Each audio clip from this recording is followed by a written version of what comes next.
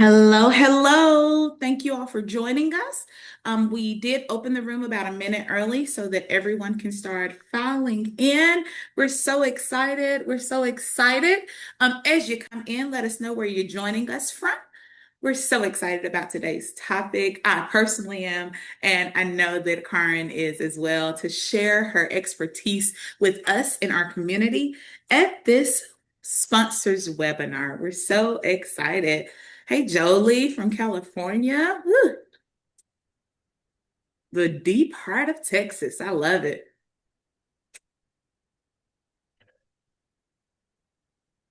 All right. Give just a few more seconds to fill up the room. We are excited.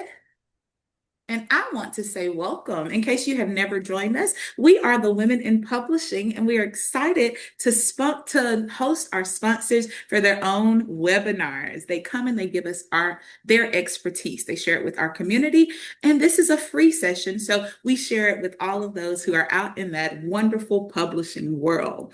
We're excited today to be hosting one of our longtime sponsors. She's been here for at least as long as I have, so about 4 or 5 years, Miss Karen Ferreira. We're so excited to have her. She is the founder of Children's Books Mastery. And today she'll be teaching us about picture book plotting blueprint. The picture book plotting blueprint. If you're here and you're excited, let's put some hearts in the chat. Let's warm it up for Miss Karen. Before I turn it over to her, I am going to give you just a few housekeeping notes.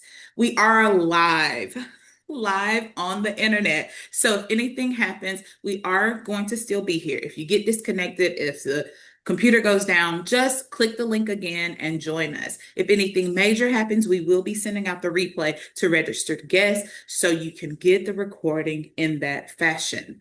Additionally, at that bottom menu, I want to bring to your attention, if you click the more box, you have a few things.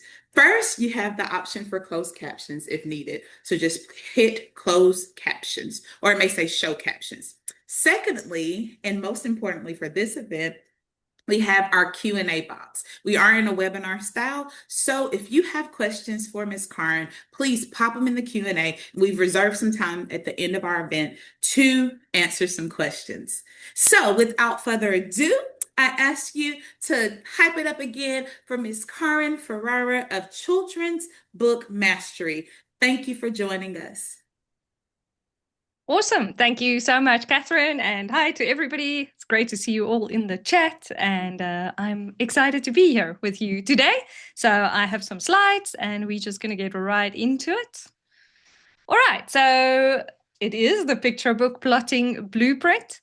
And firstly, I wanted to go over why plot is important for picture books, because it might seem like, oh, it's so short. Why is plot even such an important thing?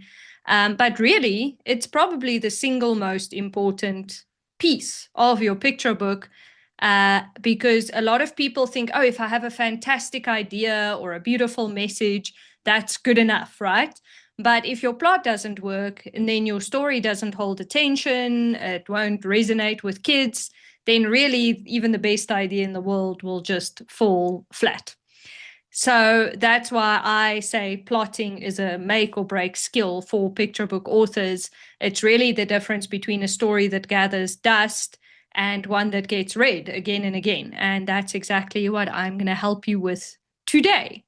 So to be honest, plotting a picture book can be really frustrating. If you've tried to do it, you might start off going, oh, yay. And then after a while you go, this is not as easy as I thought. You might have a strong idea that you're excited about, but when you sit down to write, then the story just doesn't come together quite the way that you imagined. Or maybe you've written a full draft or even several, but it just still feels like something's off and you can't quite figure out what. Or maybe you worry that kids won't stay engaged, or something like your ending is just falling flat. Sometimes the plot feels too simple and other times it feels too complicated. And it really can be so hard to know what to keep, what to cut out, and how to tie it all together. So even in that short story, you can have a lot of challenges Often the story just doesn't feel right, but you're not sure why. I see this with a lot of authors. You've got pieces that you like, but just as a whole, something isn't clicking, or you start writing and you get stuck halfway. So the beginning flows and it sounds great, and then halfway you just kind of lose momentum, or you're rewriting and rewriting and rewriting, and you still don't feel happy, and it just feels like you're kind of circling the same problems without knowing how to fix them. Or maybe you feel unsure of what kids or publishers, if you're going to approach publishers, actually want. And then every decision feels like a gamble, right? Or maybe you're second guessing every step. You're like, is my pacing right? Is the idea right? Is this right? And you're just second guessing. So it's not you, obviously, that's the problem. It's that you have a missing framework. So that's what I want to help you with today. Plotting is a skill, and like any skill, it becomes easier when you have a clear framework and you have a bit of guidance. So if you've been struggling with any of these things, I am glad that you're here, because today I'm going to walk you through a simple, clear framework that has helped hundreds of children's book authors go from stuck and uncertain to more confident and focused and excited about their stories. So what we're going to cover today is I'll show you the picture book plotting blueprint, which is a step-by-step guide to creating a captivating story in a way that really works for young readers. And we're going to look at how to create a strong emotional arc using desire, conflict, and resolution, even in just a few hundred words, which is all you have for a picture book. And I'll show you how to make space for illustrations in your storytelling and why that is such a critical part of your plot. You're also going to learn how to spot and fix pacing issues so that your story can flow smoothly and hold a child's attention. And if you stay with me all the way through the end, I'm going to share a bonus resource to help you keep making progress beyond today. And I'll let you know, if you want more hands-on support, how you can get it. So I'm going to move quite fast because this is actually a longer presentation. So if I'm going very fast, I apologize. You can always catch the replay if you need to catch something again. So before we get into it, I just want to give you a quick introduction to myself so you know who you're actually listening to, especially for those of you who don't know me. So I am a mom. I'm a big lover of books and art and illustration and writing. I'm also a big nature lover and pretty much any animal that I come across. So books have been a really huge part of my childhood. Since I was very young, I actually read over 400 books in 1 year when I was 10, 11. And some of them were big, fat ones. So that tells you quite a bit about how I feel about books. And I'm based in Johannesburg, South Africa. So that's the accent that you're hearing. I have really loved books, as I said, for as long as I can remember, right? I was an extremely shy child. I had very few friends. I struggled to connect with people. And books were really my escape. But they were more than that. They were a window into the world, into other people, into myself. And art was the other constant in my life. I've been drawing and creating for as long as I can remember. And I studied textile design. And then I spent years actually becoming a fully qualified counselor. So I still do that voluntarily today. But I went from full-time counseling back to art and building a career as an illustrator and animator. And I worked with some huge global companies. I even worked with an Emmy Award-winning producer. But really, books just always pulled me, and I got myself kind of full circle back into the book world. I became a children's book illustrator. And it just really feels like home to be in the world of children's books. So before I became a children's book author coach, which is mainly what I do now, I founded Get Your Book Illustrations, which is still my company. We provide professional, affordable illustrations and book design to help authors to publish beautiful books. And really in doing that, I saw the struggles that authors ran into because they poured their hearts into their books and they didn't know how to market their books. They didn't always know how to actually write a good book. So often I would see they would put so much into it and they would sell 5 or 10 or 20 copies. And I hated seeing that. So I wanted to help authors overcome those challenges. So I founded Children's Book Mastery, And that was to provide everybody with the skills and the knowledge that they need to actually succeed as children's book authors. So I do this through online courses. I have a yearly online summit. I do live trainings like this and many other trainings. And I have really helped thousands of authors to write and create and publish and market their books by now, which has been wonderful. So in the last 18 months, I've helped directly over 150 authors that I worked with to complete their manuscripts. Many of them were brand new, not knowing how to get their book written. And now they've gone on to write multiple books and got them published. And in many cases, they launched to bestseller status, earned awards.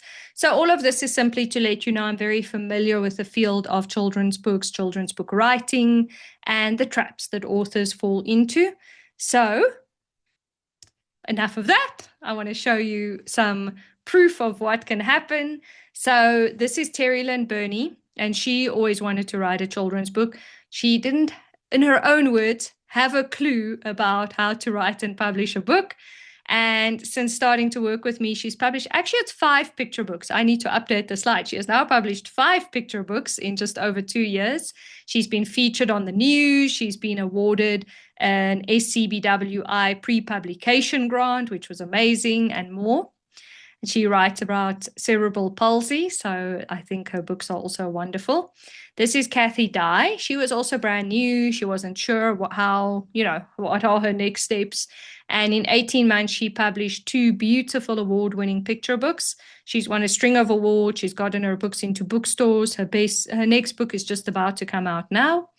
And this is Judith Ewa, and she also had a dream to publish picture books. She was struggling to get it written and to create something she felt was worth putting out into the world. And she worked with me, and she also published this beautiful series that you see on the screen, to all kinds of wonderful results. So I'm sharing these with you simply to show you that all of these ladies were brand new as well. They didn't know where to start. So if that's where you're at today, then you can absolutely do this. So let's get into what I call the picture book plotting blueprint. And this is the framework that I teach that helped all these people to write these picture books. So it's really helped hundreds of authors to bring their stories to life and to actually publish books that really work for kids. So there are 5 key parts to this blueprint, and you'll probably start recognizing as I go through these why some stories that you love work so well, and maybe if you're working on your own manuscript where it might need some tightening or clarity or some work.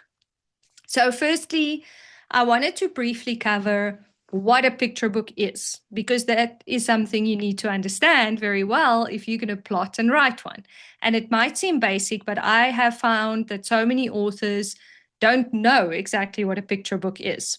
And of course, if you skip that foundation, it becomes very hard to plot a story that works because you don't really know what you're plotting. So firstly, picture books are meant to be read by an adult to a child or children. So it's read aloud, and you need to take into account that it will be read aloud. And a picture book is a book where the words and the illustrations or the pictures tell the story together. So without the illustrations, the book or the story isn't really complete. So it's not just a short story for kids. It's really that unique storytelling way where the words and the pictures work together, as I said. So the pictures are half of the story, you could say. And as the author, you're really only telling half of the story. So often an illustration can add a lot to the story or even completely replace the text. So the pictures are much more than decoration. It is not just a storybook with some decorative images added. So these are picture books where you can see the words and the pictures tell the story together. Without the illustrations, the story will not be complete. So this spread from Bear Came Along is a great example of how the illustration helps to tell the story, because the text only says, "Oh, what a ride." So without the illustration, you really wouldn't have a very good idea of, oh, what a ride means. Okay, these are just a couple more picture books, the Gruffalo and Mel Fell, just to give you an idea. All right, so One of the main reasons why picture book manuscripts get rejected by traditional publishers is that the writer doesn't give the illustrator enough to work with. So that is actually how important traditional publishers consider this to be. So you have to write with the pictures in mind. It doesn't mean you have to plan your illustrations, but if you can't imagine illustrations for your book, then you need to rethink it. All right, and then picture books are actually divided into two age groups. So you would write one of these two. So that's for 2 to 5, and it's normally 200 to 500 words. It could be shorter, so it could be 50 words as well. And then for kids 5 to 8, it's 500 to 800 words. Picture books have been getting shorter. You now really kind of want to aim for less than 700 words in 2026. So because of the low word count, your plot can't be very complex. And picture books do not have subplots. Okay, so you have one plot basically. So picture books are normally around 32 pages. They can be 24, they can be 36, but 32 is the industry standard. So that is good to aim for. And out of the 32 pages, about 28 pages are normally for the story. Okay, they have the front matter and the back matter. So 28 pages for the story, which means 14 spreads. You divide the 28 pages into spreads. So you kind of have 14 parts or 14 scenes, each one moving the story forward. So in those 14 scenes, you need to go all the way from beginning through your whole plot to a resolution. So a common mistake is trying to cram too much into a scene. So obviously, if it's one spread, you don't want too much happening because that doesn't, it gets either overwhelming or the text gets too long or the illustrator can't illustrate it properly or not enough. So if not enough is happening, then it doesn't show change, then you just lose rhythm and momentum. You never want a spread to have no change, like nothing really happened. So every spread should show a clear moment of change or a forward movement in the story. All right, so now we're going to get into plot. So the first thing that you always have to keep in mind is that a story's purpose is to elicit emotion. So your foundation is desire, conflict, and resolution. So stories are fundamentally simple. It's a character and desire, conflict, and resolution. So if you look at any book or movie, those are the three fundamental parts. A great story revolves around a relatable or an interesting or a captivating character, and they have some kind of compelling desire that we can relate to.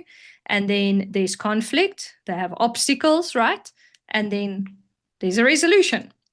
So the first thing is your character's desire. So if you're writing a picture book, you need to determine what does your character want, because that is actually going to drive the story. So their desire could be present from the very beginning, like Johnny wants to be an astronaut, or it could be triggered by an event. For instance, Johnny's mom gets sick and he wants to make her well.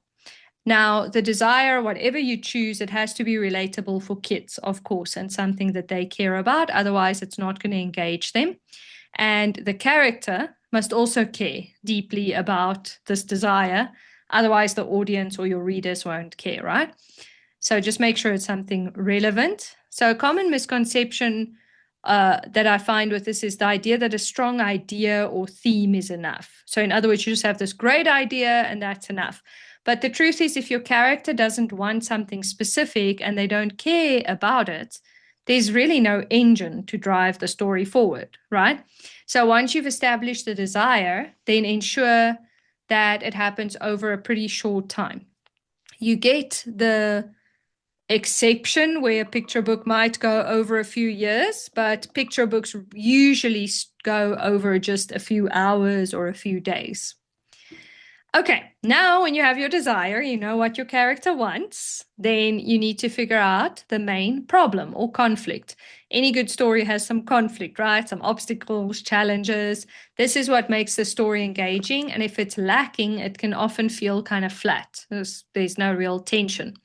So if the character just says, I want to play, and the other person says, okay, and then they play, then that doesn't really draw the reader in.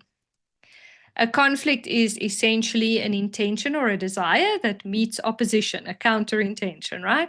So something is going to prevent this child from achieving their goal. Now, conflict can often come from an antagonist, but not always. There are different types of conflict. So character versus character. Johnny wants to play outside in the rain, but his mom says, nope.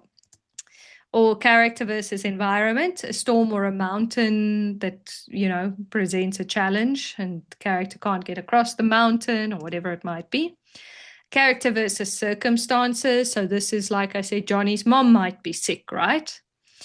A character versus themselves. So Johnny wants to play with others, but he's too shy or he's too withdrawn, or maybe he's lazy or messy. So he's kind of in conflict with himself. So if you choose an internal conflict, it can still work, but you need to be creative with how it's going to be illustrated. So make sure you're writing it in a way that can still be shown, because it has to be visible. Now, one of the biggest mistakes I see is stories that are beautifully written, but there's no real conflict. So you do get these quiet bedtime stories without conflict, and that's okay, but that's not the kind of plot we're talking about now. Because if nothing stands in the character's way, there's no real reason to turn the page, right? There's no tension to make you want to keep going. All right, now one note about the antagonist is they do not always need to be evil or ill-intentioned. For example, the weather can be your antagonist, and the weather is obviously not deliberately trying to harm anybody. Or if mom says, no, you can't play outside in the rain, she's not a villain, but she's still causing conflict for your main character. So you want to make sure that you develop your antagonist or your conflict or both, depending on your story, well enough to make it interesting. And the conflict can't be too easy to solve, right? It has to be something that the character really has to kind of earn the solving of it. All right, so a key part of plot and resolution is what Michael Haig and Christopher Vogler calls the hero's two journeys. You may have heard of this. So what this is it talks about that while a character goes on an external journey, they are also undergoing an internal journey and an internal change. So in the best stories, the internal journey is often more important. In picture books, this internal change isn't always as obvious, but it should still be present. So, for example, if the shy child overcomes her shyness by the end of the story, you have to show that change externally. Like maybe now she's actually playing with other kids and smiling. So you're not going to say she felt less shy. You're not going to spell it out like that. You're going to show it through her actions or her reactions. And that makes that internal change visible. And this is very important because this is what makes a story satisfying, is to see this growth. So it's called the character arc. And that is how the character changes from beginning to end. And it's important that they do change, as I said, and it also has to be realistic, right? Because if there's no reason for them to change, you're going to be like, well, why did they just change? So it has to be believable. So if they become more brave or less shy or more tidy, we have to see through your story why that happened. Why did they change? And that is through the obstacles normally. So a mistake that many authors make is kind of ending the moment the problem is solved, meaning we don't see the change in the character, right? So you want to see how that character changed so we can get that emotional impact from the character's growth. So there's the outer resolution, like, okay, good, they won the race or whatever it might be, but we want to see that inner change as well, so that we that's where we get the great part. Is really not winning the race, it's whatever happened to them, right? How did they grow? And then finally, you need to plan your resolution. So even if someone helps your character, it's very important that your character is the one to work it out. If someone else just fixes the problem for them, then it weakens the story's impact, right? So a good example is The Gruffalo by Julia Donaldson. So I'm sure most of you know this story, but a clever mouse outsmarts various predators in the forest by inventing this terrifying creature called the Gruffalo to scare all the predators off. But then the mouse unexpectedly meets a real Gruffalo, and he uses his wit to convince the Gruffalo that he, the mouse, is the scariest creature in the forest. So this is a great example of a very satisfying resolution, but the mouse solved it himself. No one swooped in and rescued the mouse. And picture book resolutions must be satisfying, no cliffhangers, okay? All right, so then plot lines. So the most common picture book plot line looks like this. So this is the one that I've mostly been talking about. So this starts with a brief setup to just introduce the character or the story or the setting, whatever you need as background to care about the story or to care about the character or to understand. And then in a picture book, this is normally 1 to 4 pages. 1 to 2 is ideal. So it can be as simple as, this is Joanne, or a few sentences. And then an inciting incident. And that is the thing that really starts the story. It starts the action and the conflict. So that's where the character now wants something, or something happens that makes them want or need something, or they're going to have to overcome something. So, for example, a bird steals their cookie, they meet someone, they're going to go on a trip, whatever sets the story in motion. And then we get the rising or the building action. And this is where tension is building as the character tries to get what they want, often failing a few times. 3 is a popular amount of attempts. It's not a strict rule, but it works well. And usually the conflict worsens. So as they go, they're trying, failing, trying again, and the conflict is worsening, and we're getting this tension that keeps the reader going. And then we have the climax at the peak of the rising action. This is where the character will face their greatest test, and they're going to succeed or they're going to fail. So this is kind of the moment of their growth and change as well. So if they're going to grow, this is where it happens. And then it goes into falling action or diminishing action. And this is now after they failed or succeeded. The tension is basically gone. Now we're just wrapping up loose ends, maybe showing the change in the character, that kind of thing. And you want to wrap this up pretty rapidly, 2 to 6 pages, ideally 2 to 4 pages. You don't want to drag on at this point, right? Because the tension is gone. And then our satisfying resolution. So we do get other types of picture book plot lines, which I'll just go through rapidly, but it is good to know that you have other options. So we have a cumulative plot where every event builds upon the previous one, and it repeats and adds new elements as the story progresses.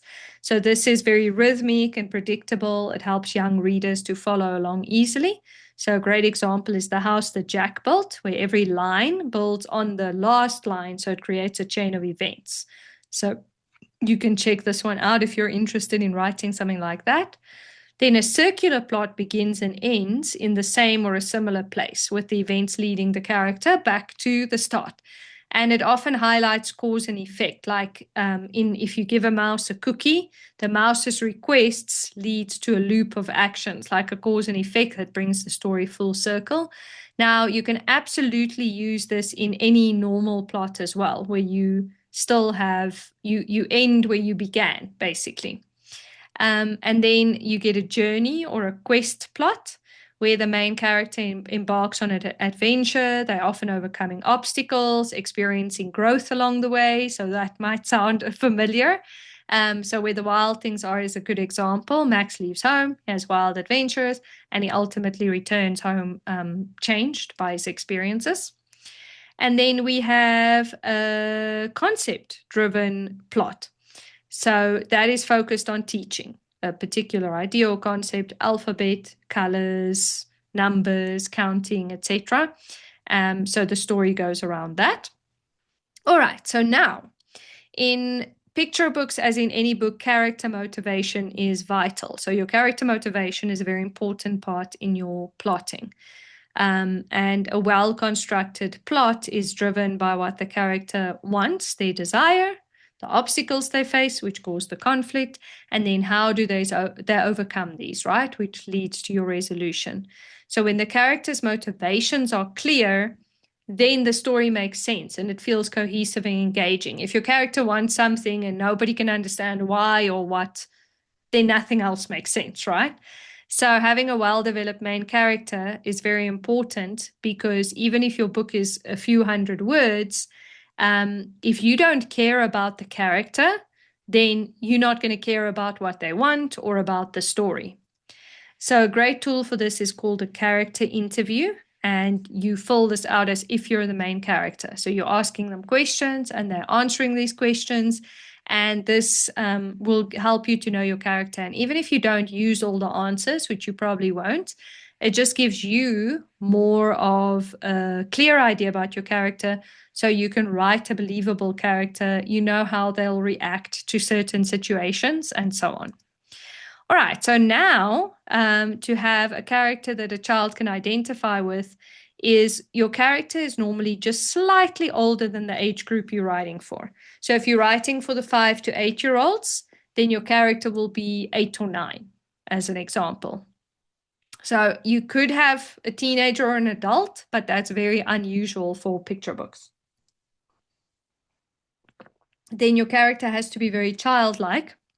So let's say your main character is a grandmother, then she has to be childlike in some way, right? So for instance, if she should be doing cartwheels, or she has to be playful, or she has to be like a child in some way, so kids can identify with her. And the kind of characters you normally get in picture books are either a child, like a boy or a girl, a toy, normally anthropomorphic, like human likes, like a teddy bear or a doll or a toy that can talk, walk, etc. An animal, any animal, or a mythical creature like a unicorn, dragon, mermaid, anything like that. Or an inanimate object like a pencil or a bottle. But I recommend, if you use an object like that, to rather make them anthropomorphic and, make them alive, because otherwise it's very challenging. Okay, now again, back to the character's motivation. Their desire, their motivation, that is what's going to drive the plot. And that's what makes it so important. So you want to be very clear on that, so everything else makes sense, as I said. So firstly, you should define your character's desire. What does your character want? So really identify, what do they want? What are they trying to achieve? For a picture book, it should usually be a very simple goal, but relatable, like making a friend, finding a lost item, learning a new skill. So it should be something that young kids can easily understand and care about. So, for example, in Nuffle Bunny, Trixie, the main character's desire is to recover her lost stuffed animal, right? And that's a very simple but a very powerful motivation that any kid can identify with. Then you create some obstacles that hinder them getting to their desire. So what is going to stand in their way? Because this creates the conflict and the tension. So it doesn't have to be dramatic. It can be just a misunderstanding, a fear, etc. But there has to be something. So, for example, in Where the Wild Things Are, Max has this desire for independence and adventure, and that leads him into this fantastical world. But then he faces the conflict of loneliness, and eventually he wants to go back home. Then you want to show how the motivation influences the actions of your main character. So how does it drive the plot? Because your main character is going to take action because they're trying to get their desire, right? So their decisions should come from their core desire, and that will show. So if they're motivated by curiosity, they'll be exploring and try to discover things. If they're motivated by friendship, then they're going to try and find connections with others, right? So it actually affects how they act. So you want to make sure that your plot feels organic and natural based on the desire. So a very simple example, in The Very Hungry Caterpillar, the caterpillar's motivation is very simple. He's very hungry and he wants to eat. So this drives the entire story as he eats his way through all kinds of stuff, right? And then he becomes a butterfly. Then we have character-driven stories are more relatable. So this is not really a step, it's more of a tip.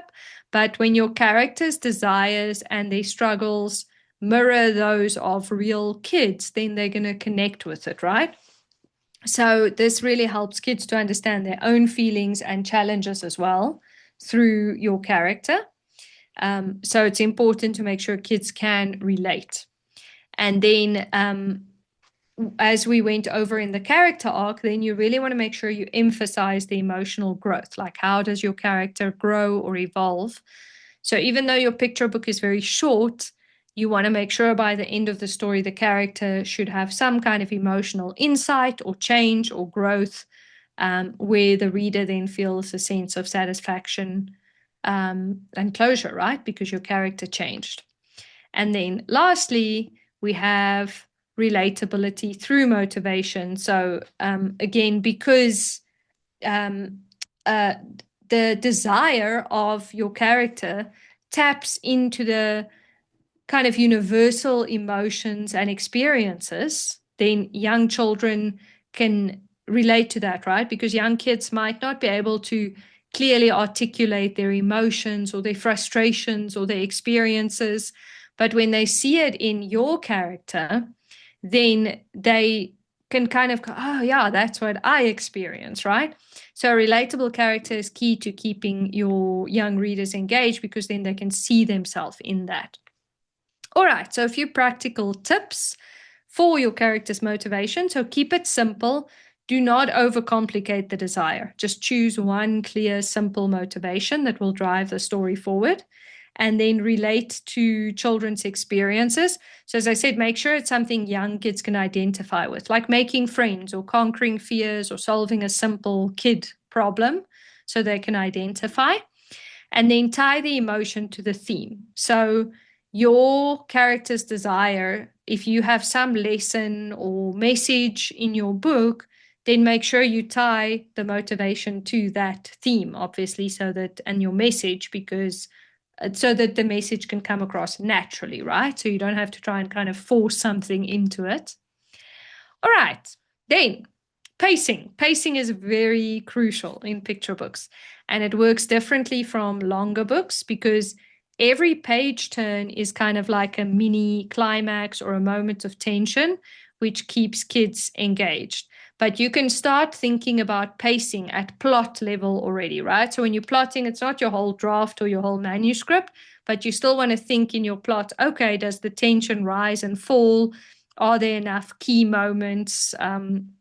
That nothing is kind of lingering too long and the tension is building. So this is important to think of, as I said, from the beginning. And that can just to be sure that, okay, I don't have these big sections where the story isn't moving forward. I don't have these filler or unnecessary scenes or events in my plot. And you really want to make sure every part of your plot contributes to the character's journey and the final resolution. It's all just one path that all goes in the same direction with every part of the plot. So a few practical tips for how you can improve pacing at plot level already is firstly just map out your key events. So you want to plot out the major story events and ensure that they're spaced evenly. If you see way too much is happening too quickly or not enough is happening for too long, then you can balance it out. And you want to use obstacles wisely. So introduce obstacles that challenge your character, but then avoid piling them on all at once, right? So spread them out to maintain tension. And every obstacle ideally should escalate the tension from the last one. And then definitely limit slow moments. You do need some slow moments for character development or reflection. You want to be very selective and make sure that you don't let any of them linger too long. And keep your scenes concise. So every scene, and even at a plot level, every part of the plot should have a purpose. It should either move the story forward or reveal something about the character. If it doesn't do that, then really you should just cut it. All right, so you can test this with a book dummy. You just create a rough mock-up where you can staple it or you can put a rubber band around some folded pages. And if you write out your story like this, it's a fantastic tool to see if it feels balanced. Does the pacing feel good? Is the tension building? I highly recommend this. It's very different to reading your manuscript on a screen. All right, then rhythm and repetition. So in picture book plotting, you can also incorporate rhythm and repetition already. So in your plotting step, you're not going to obviously work on repetition on a word level. That comes later in the manuscript. But you could have a regular pattern in your plot that kids will enjoy, because kids really enjoy repetition. So on a big picture plot level, as I said, you can introduce repeated incidents or patterns of behavior. For example, your story might end where it began. Or you could create cycles, like a character repeatedly encounters similar challenges, but he reacts differently every time, for example. And those patterns keep the story engaging. And then, as I mentioned, I would go into how illustrations work, right? So illustrations are not just a complement. As I said, they are an integral part of the storytelling. So they can reveal key elements of the plot and convey emotions. They can add layers to the story that you don't see in the text. And they can drive the story forward by showing actions or reactions or details that you don't mention explicitly in the text. So the character might say something that sounds very confident in the text, but in the illustration, they look very nervous, right? So you can have these kind of interesting, juxtapositions of your text and your illustration, or you can hint at a plot twist in the text. So here's an example, there's so many, but one quick example that I love is in Where the Wild Things Are. Maurice Sendak wrote on the right-hand side of the spread, "Let the wild rumpus start." That's the line in the manuscript. And then the next 3 spreads are just illustrations. Well, it says stop here, but without those, without any text, we have a whole story happening there, right? So that's a great example of how you can think about illustrations. It doesn't mean you have to have illustrations, spreads without text, but it is a good way to think about, wow, that is what you can do with a picture book. Another example is Beautiful by Stacey McNulty. The text says, you can imagine this as I read this, "Beautiful girls have the perfect look. Beautiful girls move gracefully and light up every room.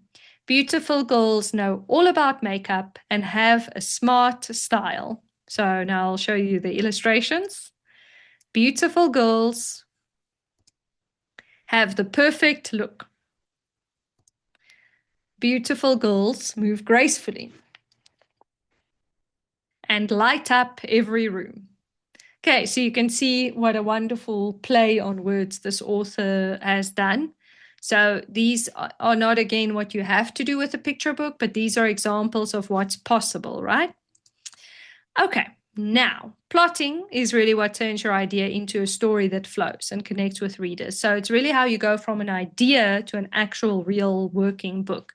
And without it, even the best idea can just feel unfinished or fall flat. So even if you are an amazing writer, you're really going to struggle without plot. So that's why a lot of authors get stuck, or they rewrite, they lose confidence because they just can't bring it together. They need that structure to bring their story together. So many of the authors that I work with came in feeling stuck or overwhelmed or unsure if their story was even working. And really plotting and all the other writing craft knowledge, which is a whole lot more, but that when it's done right, it changes all of that. So you might remember I told you about Terry and Kathy and Judith at the beginning.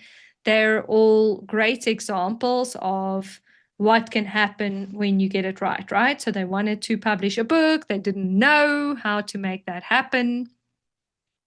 So they did a group training with me, which helped them to nail their plots and then get their books written and done and published. So this is just a little testimonial from Terry. It says, "In 2022, I enrolled in Karen's Picture Book Bootcamp. That experience completely transformed my life for the better. I've never felt more fulfilled and happy. I feel that I'm writing better. I wrote my first book, The Magical Hair Bows, in one of Karen's boot camps. And last year is actually now 2 years ago. I published, sorry, that was earlier. Okay. Let me skip this part. I'm confusing myself. Okay. And then she says, a local TV station interviewed me, and I've had more than one book signing. I sold out. It still feels surreal to call myself a children's book author. A big thank you to Karen and everyone at Children's Book Mastery. And as you saw at the beginning, she's now published multiple books. She's won awards. She's just had all kinds of wonderful success. So this is the kind of result, and all of these ladies, I could share a whole story. But they're all, these best-selling, award-winning books, excellent reviews, and they're very proud, which is really, I think, maybe the main prize, or, to put out a book that you're proud of and that this is what you wanted to put out into the world. So the right guidance really can change everything.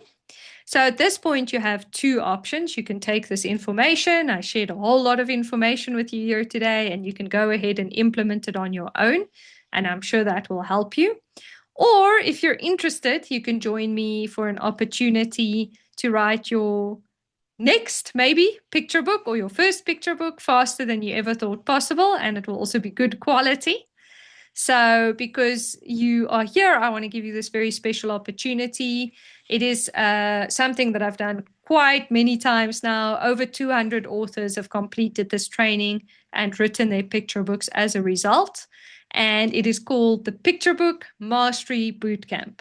So in short, it is give me 3 days and follow my formula, and you will walk away with a well-written picture book manuscript and all the tools you need to complete and publish your beautiful book. So this is a 3-day event, as I said, and it is from 26 to 28 June. That is a Friday, Saturday, Sunday, and it runs on US time. So I'll show you what it's all about.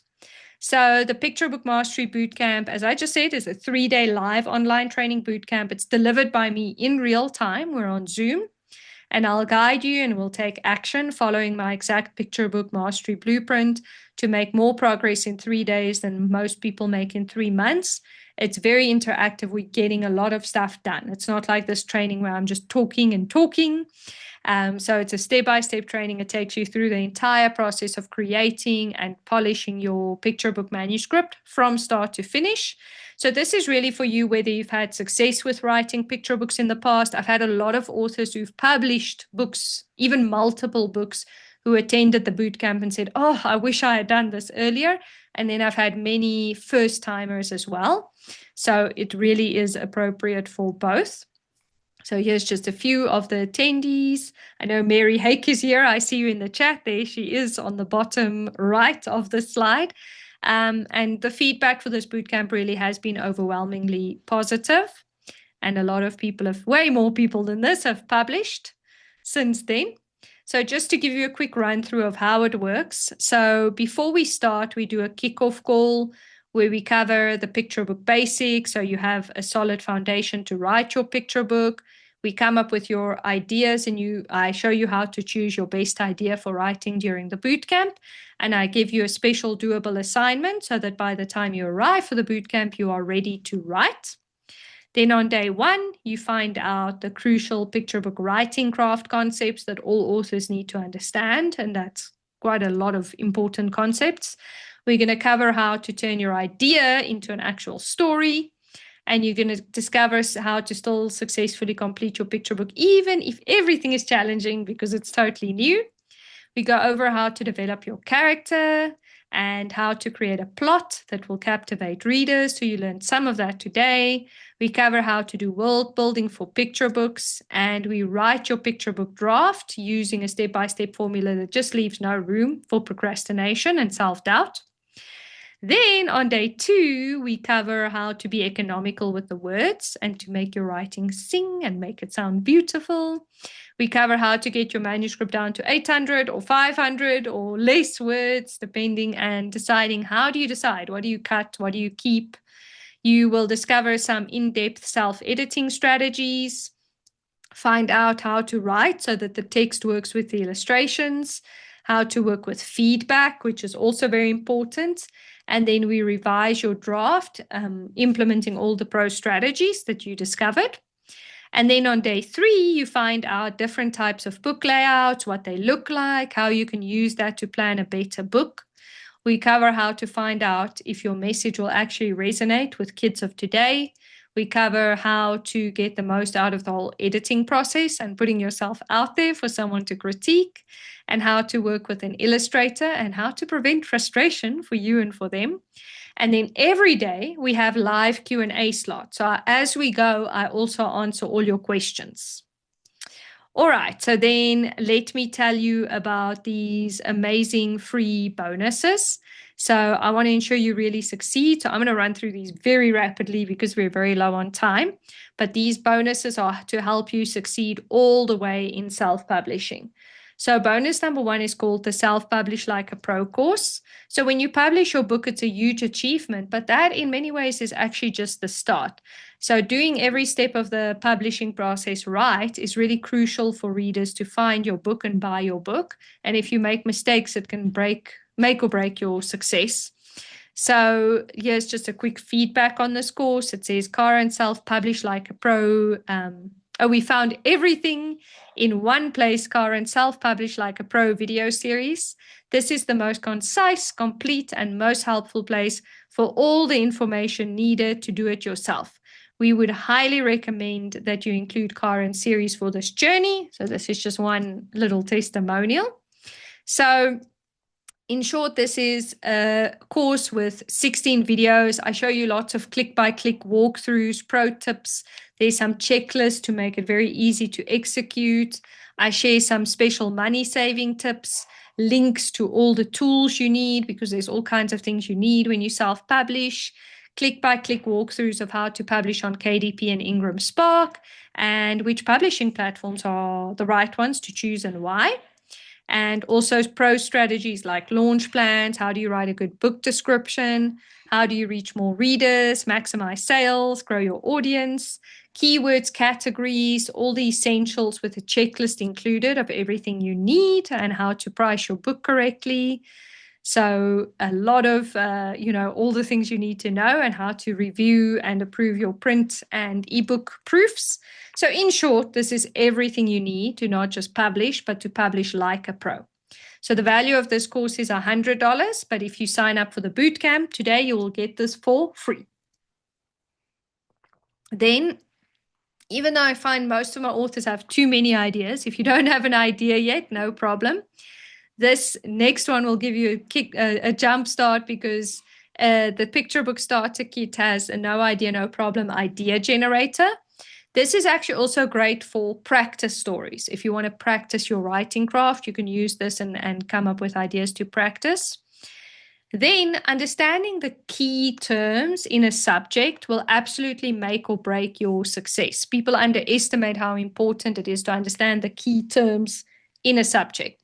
So the starter kit includes your book and story foundation, and this gives you all the key terms, very simple explanations, graphics, pictures to help you really understand and get the picture book basics under your belt. This will help you also when you work with illustrators, editors, publishers. And then lastly, you get templates and checklists that you can use to plan your picture book. And this comes along with actual templates that you can use to create the best possible picture book. And this is an $80 value, and you also get it for free with the bootcamp. And then this last bonus I'm very excited about. It's called the Picture Book Manuscript Master Plan. It gives you everything you need. It is guides with workbooks and checklists. It takes your manuscript from first idea to polished draft. So you're going to learn so much at the bootcamp, but then this is really to take it to the next level. It is a clear, comprehensive roadmap to transform your story idea into a magical, memorable picture book. And it's a very comprehensive step-by-step system designed to guide you through every step of creating an outstanding picture book manuscript for fiction and nonfiction. And there are 2 handbooks with all the information, and then 2 workbooks to implement it. So as I said, the handbooks, you get the full Picture Book Manuscript Master Plan handbook. It covers a lot, it covers everything. So I'll go quickly through these, but you can see on the slide it covers really everything you need. And the nonfiction actually helps you also with how to plan and research and write nonfiction picture books. And then the two workbooks help you to apply everything. So you can actually turn it into real progress. And as I said, it's for fiction and nonfiction. I'm going to go over these, but you can see these are really fantastic. I'm sad to go fast over them, but they have every last detail that you need to write an amazing book. So no matter which kind of picture book you want to create, this master plan will give you the skills, the strategies, the tools to do it right. And you're going to avoid costly mistakes, right? That make many beginner manuscripts fall flat. So you can create really professional, well-written books from the beginning. And everything is organized and detailed and ready to guide you forward. So the value of this is a $460 value, and it will be yours for free when you join the bootcamp. So to recap, you get the Self-Publish Like a Pro, the Picture Book Starter Kit, and the Picture Book Manuscript Master Plan, which comes to $640.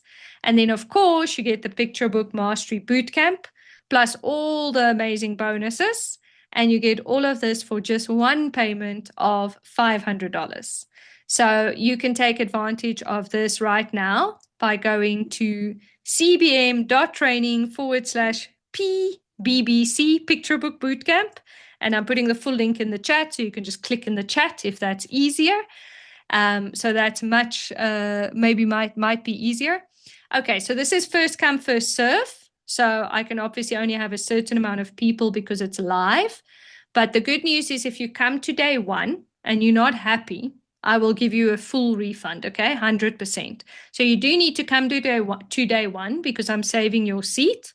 But if you go, this is not what I expected, then I'll give you a full refund, no questions asked. So there's no real risk. And then I'm going to share one very exciting thing, and I'm going to do it in record time because we have so little time. But for anyone who signs up now in the next 20, 30 minutes, I will give you the next 30 minutes because we're going to end so soon. You get the fast action early bird super bonus. And what this is we will publish your book for you. It's called the Child's Play Publishing Package. And you simply provide your book files and your details, and we handle all the rest, and we publish your book for you. So I'm going to kind of skip over some of this, but I am going to tell you what it includes. So we will provide you with 3 ISBNs, International Standard Book Numbers. So normally you'd have to buy these, but we will provide them to you for free. We will give you your barcodes. We will help you with professional categories and keywords. Most of the people we helped hit #1 bestseller or #1 new release in their category because we helped them to choose good categories. We will help you write a book description that actually helps to sell your book. We'll upload your book fully to KDP and Ingram Spark with all the metadata, and we'll check your first digital and print proof to make sure it looks good. And we'll give you 5 book mock-ups, okay? So as I said, you'd have to buy your ISBNs. You'd normally spend $295 on that. Categories, book description, upload your book to KDP and Ingram Spark, check your print proof, and then these are the book mock-ups. So we'll provide you 5 beautiful mock-ups that look professional that you can use for promotion. So basically, we will do everything and publish your book for you. We charge $1,200 for this service. You can find it on the website. It's actually a service we do. So if you join in the next 30 minutes, we'll do this for free. And then I will just get back to the link. There we go. And then I don't know if you want to take 1 or 2 questions before we have to end off. Of course. First of all, let's give some hearts and some celebration. Let's give some reactions to Karen's wonderful presentation. Thank you again for sharing all of this great information with us. We do have about 10 questions, and we only have a couple minutes, so we're going to go as quickly as we can. Barbara was really interested and had been asking questions from the very beginning. So I'm going to have her go in, upvote one of your questions, Barbara, so I can make sure that I get one of yours. We have Dr. Natalie Gaines. She asked, do you have any specific advice on marketing picture books? Oh, my word, a lot. But to get into that now won't be that workable. Sounds great. One thing I'll say very quickly, is choose only one or two main paths that suit your personality. Email list to me is like the non-negotiable. Having a good email list changes everything. And I find in-person marketing, like school visits, for instance, work really well. And I'll give you that super short answer. All right, thank you so much. All right, let's see. J. Ann Cox put in, can you elaborate a little bit on the character for nonfiction books? Okay, so obviously, if you're doing something like a biography, the character's simple. But if you're doing nonfiction, for instance, about butterflies, you could do it without a main character. So that would not follow the plot line that I went through today. Then you would, but you could obviously take one butterfly and take them through their life cycle, right? So you could make an interesting nonfiction that way. But if you're just going to share butterfly facts, then you're going to use other ways to keep kids interested, like interesting writing style, adding some stakes, like, ooh, what happens if the butterfly doesn't survive, or things like that. But that's not quite character or character building. Yeah. Okay. All right, we're going to pull one of Barbara's questions. What tips do you have on not using a universal character? How is it best to use children and adults of various cultures? Okay, so I actually get this quite often. There's a lot of people who have this concern now that your character has to be almost like no gender, no race, no nothing, right? But how I like to answer this question is even growing up, I could identify with boys. I can identify with an Indian or an Asian or a black character. Yeah. I think that's part of almost trying to make it too universal, Yeah. which is not what you're asking, but just that makes it like, okay, well, in real life, we have to have empathy and identify with different people of different shapes and sizes and genders and races and all that, right? So I think Yeah. people connect with heart and emotion and personality. And so just make a character that has some relatable flaw and personality trait. If they have a fear of something and they're kind of quirky and funny, a lot of people can relate to that. It doesn't matter what anything else is, their age, their race, their gender. It's about connecting with the person, right? Yeah, absolutely. So, Yeah. what I'm going to do is I'm going to pull these questions and we'll send them over to you, Karen, so that if you want to provide some additional information, we can add that to our replay email. Okay. Thank you all Yeah. for joining us. One more time, give it up for Karen. We thank you so much for all the work you do with Children Books Mastery and what you give to our community, the women in publishing community. Thank you again. And thank you all for attending. Thank you so much.